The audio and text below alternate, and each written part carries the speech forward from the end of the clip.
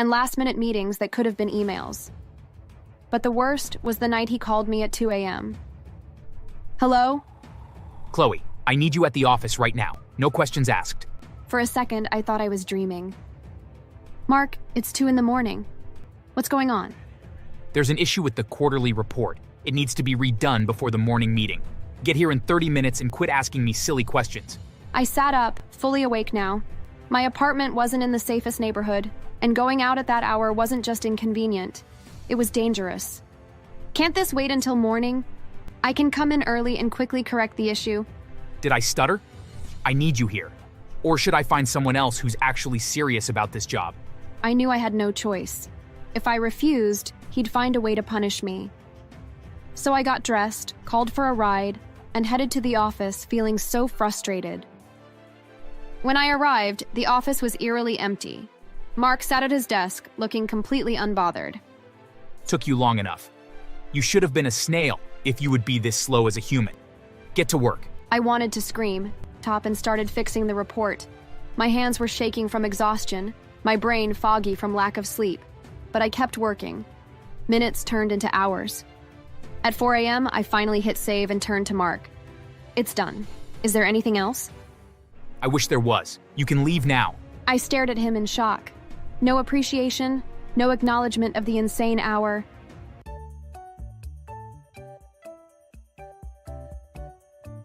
It's funny how power changes people. Some handle it with grace, using their authority to uplift those around them.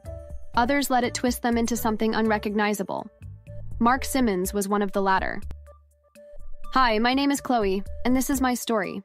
When I first started working at the company, Mark wasn't a manager.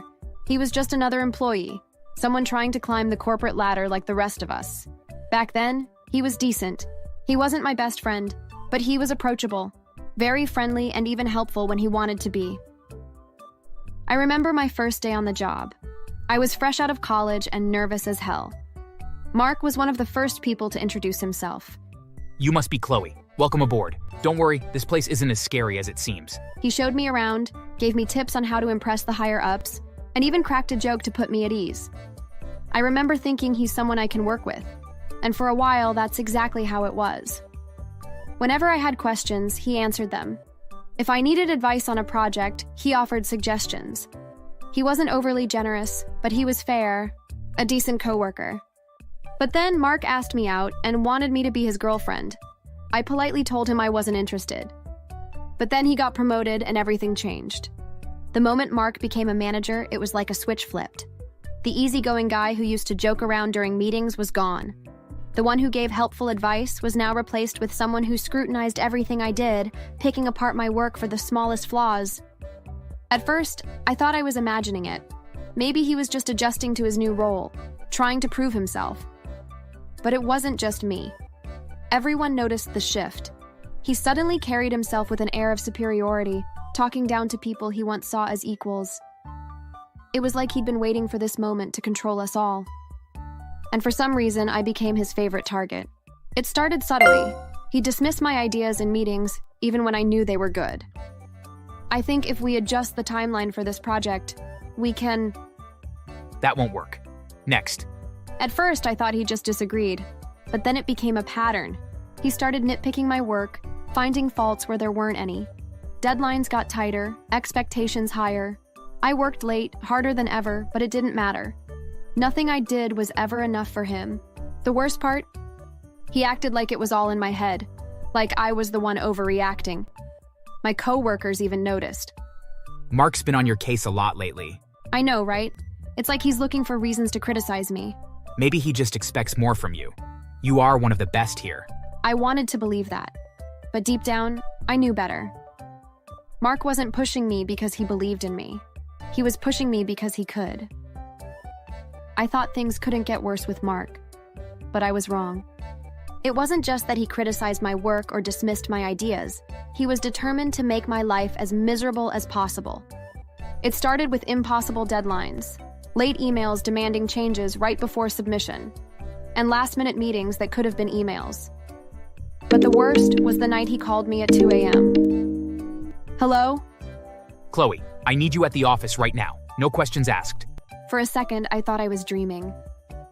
Mark, it's 2 in the morning. What's going on? There's an issue with the quarterly report. It needs to be redone before the morning meeting. Get here in 30 minutes and quit asking me silly questions. I sat up, fully awake now. My apartment wasn't in the safest neighborhood, and going out at that hour wasn't just inconvenient. It was dangerous. Can't this wait until morning? I can come in early and quickly correct the issue. Did I stutter? I need you here.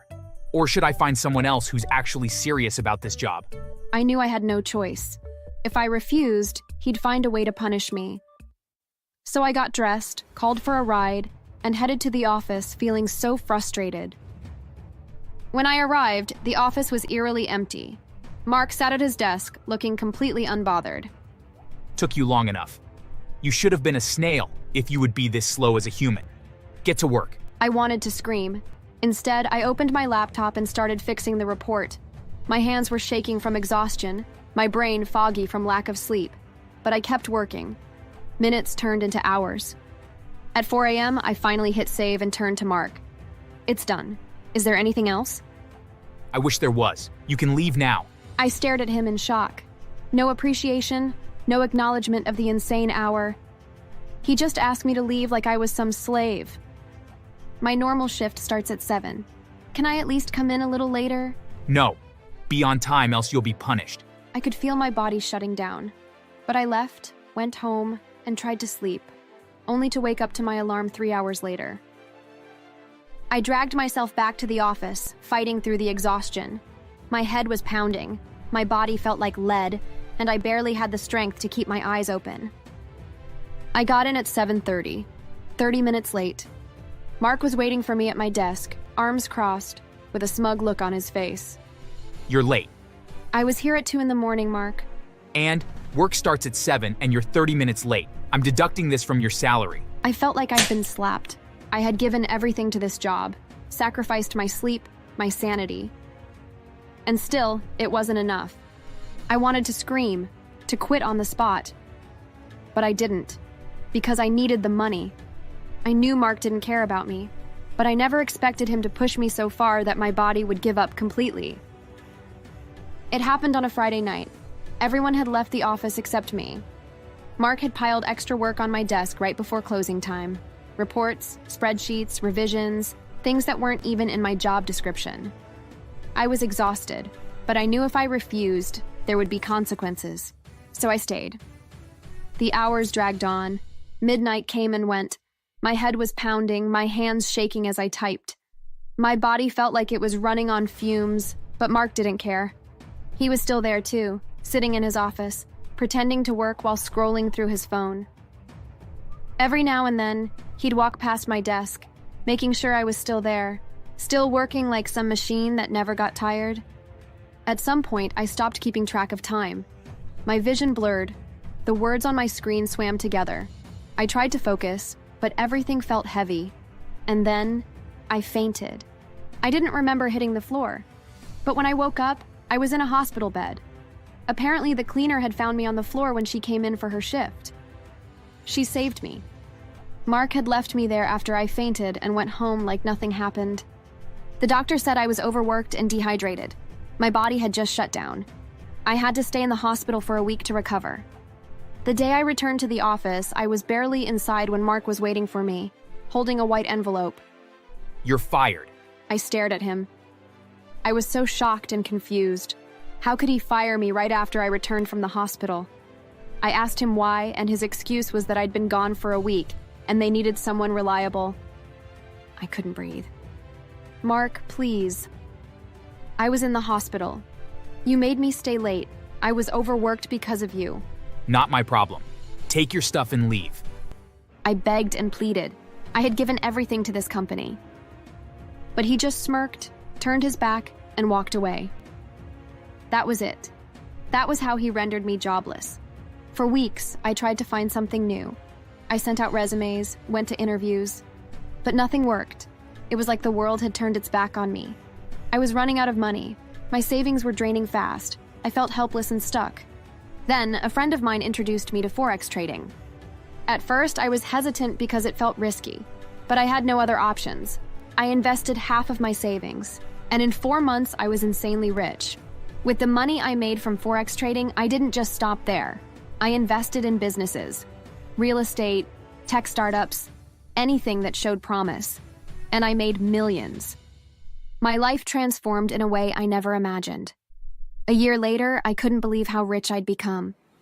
One day, while scrolling through the news, I saw a familiar name. It was my former company, the company where I had discarded like trash. Seeing the company made me remember how Mark treated me, and I felt angry all over again. But then, in the news, I saw that they were on the verge of shutting down over bankruptcy. I couldn't believe it. What has happened in 1 year? Before I left, the company had so much potential of doing even better. How did they go bankrupt? Then, an idea suddenly came to me. I was going to buy the company. And I did. I bought the company, its assets, and its workers. The news hit like an earthquake. The employees were shocked, but no one was more stunned than Mark. The man who once held power over me now stood before me, speechless and shocked. He had always seen me as beneath him, someone to step on. Now I was his boss and his owner. Chloe, I'm so happy for your growth. Wow. He was shaking, probably expecting me to fire him on the spot. And for a second, I considered it. But then, I had a better idea. I made him my personal assistant. Usually, his salary would be high. But I paid him even lesser than the gatekeeper. I let every single employee send him on errands and speak to him however they pleased. No title, no power, no authority. Just a glorified errand boy. For 3 months, Mark endured daily humiliation. He ran for coffee, printed hundreds of papers, rushed back and forth between offices, and even got yelled at by interns. One day, he made a small mistake, and I punished him by making him clean the toilets. He was stunned but obeyed. He had a family to support, and his wife had just given birth. He needed the money and was too scared to risk getting fired. Another time, I told him we had a meeting at 1 a.m. in the office. He woke up, drove there in the middle of the night, and waited. But I never showed up. When he called, I had already put my phone on silent and went to sleep. I didn't arrive at the office until 8 a.m., where I found Mark still waiting for me, exhausted and frustrated. I didn't even apologize. I just smirked and walked into my office. One day, after another grueling shift, he came into my office, looking utterly drained. I can't do this anymore. I'm drained and exhausted. I quit. I almost laughed at him. He really thought he could just walk away? I leaned forward, pretending to be understanding. Mark, don't be so hasty. What if I paid you 4 times your salary? His eyes lit up. He was so desperate and stupid that he believed me. He stayed for 2 more months, but I never paid him the extra money or any money at all. Instead, I gave him more work, more stress, more humiliation. Every time he asked about his raise, I'd smile and say, soon. He kept pushing through, waiting for that big payday that would never come. Until one day, he just stopped coming to work. Later, I heard he had been hospitalized. He was overworked, stressed, and completely broken, just how I'd been when I was under him. And me, I was happy, because I finally had my revenge. I later heard that when he was discharged from the hospital and money was tight, he took up a receptionist position at a hotel and is even underpaid. Ever since, he has become a changed man and is now humble. Thanks for watching. Subscribe to the channel.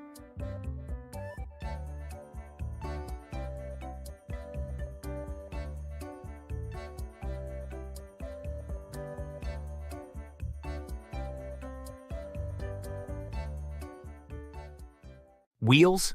That's a good one. Right? We gotta keep him on his toes. Oh wait, my bad. He can't be on his toes. Damn, man, you're ruthless. I couldn't believe it. He wasn't just ignoring the harassment, he was joining in. Are you kidding me? Officer Jamal, you're supposed to be here to help. Help with what? Some light workplace banter? Looks to me like you're just looking for a reason to cry victim.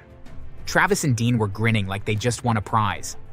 Man, Jace, you gotta lighten up. No wonder nobody likes working with you. This isn't banter. You've sabotaged my chair. You've made work hell for me.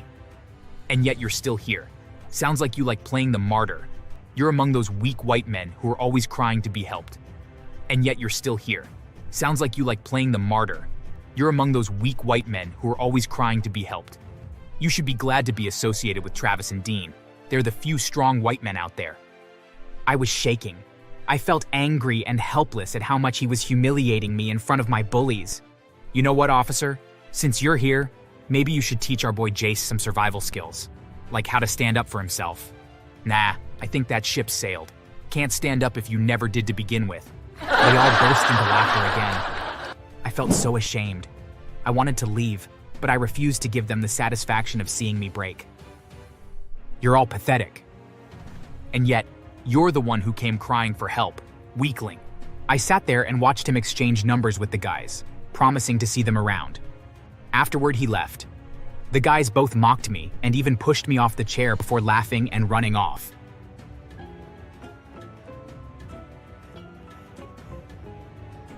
Hi, my name is Jace, and this is my unfortunate encounter with a black cop. I rolled into the police station one day, my hands gripping the wheels of my chair tighter than usual. I hated going there. It wasn't the first time I'd had to report something, but it was the first time it had gotten this bad. The bullying at work had escalated. What started as whispers behind my back had turned into stolen files, coffee accidentally spilled on my lap, and even a few of my wheelchair's screws mysteriously loosening. I knew it wasn't all in my head. I needed to report it before things got worse. I reached the front desk at the station and cleared my throat. The officer behind it barely looked up. Hi, I need to report workplace harassment. Take a seat. I felt even more frustrated because, clearly, he hadn't even looked at me. I'm already sitting. That got his attention. His eyes flicked up, scanning my chair before he laughed as if I'd cracked a joke. Right, give me a second. He disappeared into the back, leaving me alone in the waiting area. My patience was running thin. I wasn't asking for special treatment, I just wanted to be taken seriously. A few minutes later, a tall officer walked out. He was different from the other officer, and his badge read Jamal Carter. He looked around the place before finally looking at me, as if he couldn't believe I needed help. You the one making the complaint? Yes, that's me.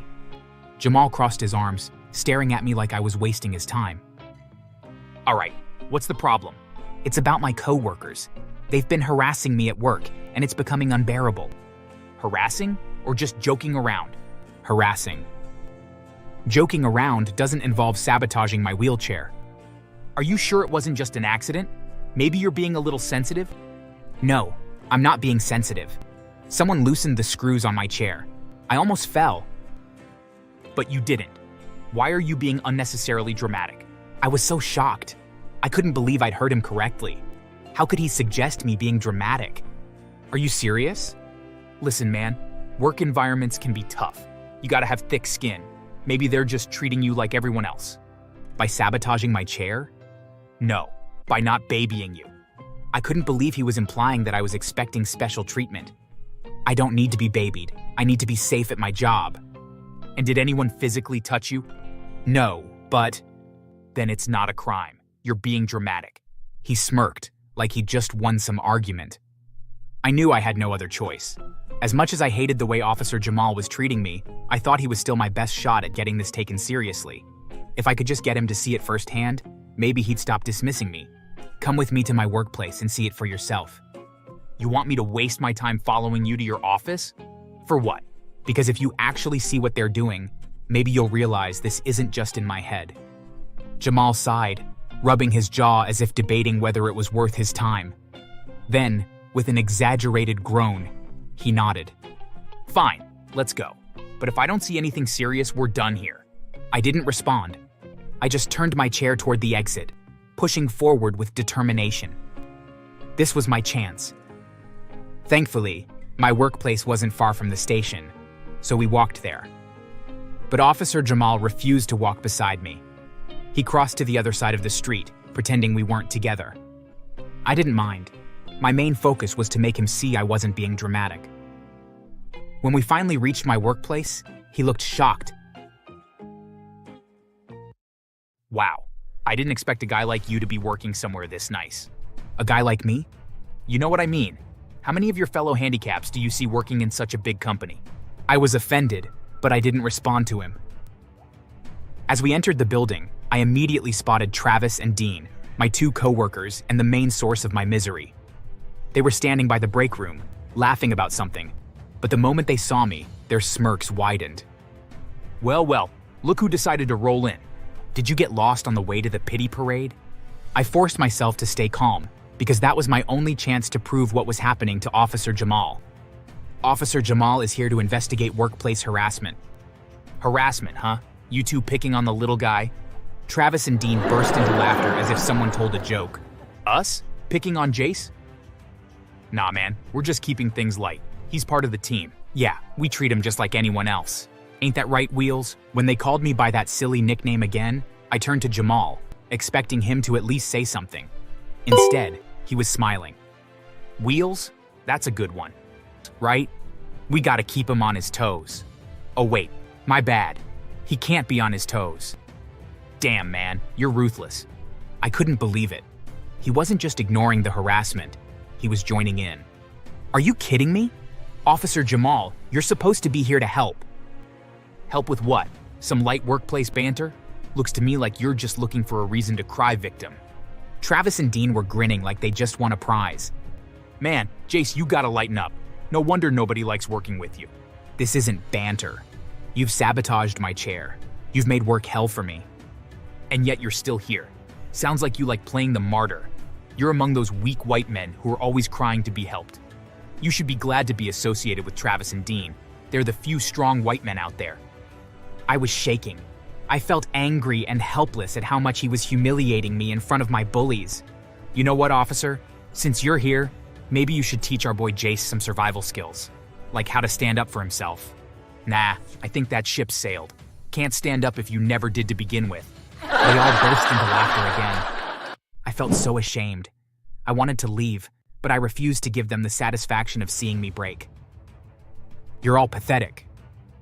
And yet, you're the one who came crying for help, weakling. I sat there and watched him exchange numbers with the guys, promising to see them around. Afterward, he left. The guys both mocked me and even pushed me off the chair before laughing and running off. Days turned into weeks, and almost every day, Officer Jamal made a point to show up at my workplace. He wasn't there to check on any cases. He was there to join Travis and Dean in their torment. It became a routine. They'd stand around my desk, making offhand remarks loud enough for others to hear, but low enough to maintain some plausible deniability. Must be nice, getting that special treatment, huh, Jace? Rolling around while the rest of us actually work. Yeah, man. You think they let you stay just so they don't look bad for kicking out the office mascot? Y'all are too much. But hey, gotta admit, he does add some diversity to the team. I refused to react. I knew what they wanted. They wanted to see me break, to lash out, to give them a reason to turn things around on me. But the worst part wasn't even their words. It was the way Jamal treated Travis and Dean like his closest friends. He was being racist to me for being white, but wasn't the same to Travis and Dean. You boys let me know if Wheels here gives you any trouble, all right? Can't have him thinking he runs this place. They laughed like it was the funniest thing in the world. Every day, the humiliation piled on. Every day, I endured it. Until one day, everything changed. My boss called me into his office. I wondered if something else had gone wrong, if I was about to get blamed for something, or if Travis and Dean had told him something that would lead to me losing my job. However, the reverse was the case. One of the interns came to me yesterday. He told me about everything. He knows what has been happening, the way those men have been treating you, the officer too. Oh no. I'm so sorry, sir.